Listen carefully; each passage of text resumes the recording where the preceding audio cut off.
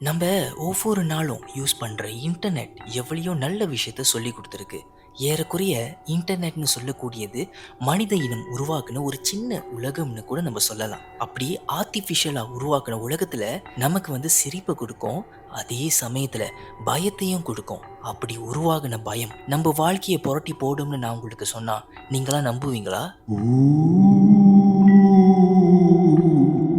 நான் சொல்ற ஒரு விஷயத்த இமேஜின் பண்ணி பாருங்களேன். விடியற்காலை 3 மணி டைம்ல நீங்க லேப்டாப்ல ஏதோ ஒரு விஷயத்த தேடி இன்டர்நெட்ல சர்ச் பண்ணிக்கிட்டு இருக்கீங்க. அப்போன்னு பார்த்து நீங்க தேடுற அந்த ஒரு டேப்ல ஒரு பழைய படம் வந்திருக்கு. கூடவே கிரிப்பியான கேப்ஷன்ஸும் இருக்கு. அந்த கேப்ஷன்ஸை படிக்கிறப்போ திடீர்னு ஒரு படம் இன்டர்நெட்ல பாப்அப் ஆகுது. கருப்பு சூட்லாம் போட்டுக்கிட்டு ஒரு உயரமான மனுஷன், முகம் இல்ல, கண்கள் இல்ல, உணர்ச்சிகள் இல்ல.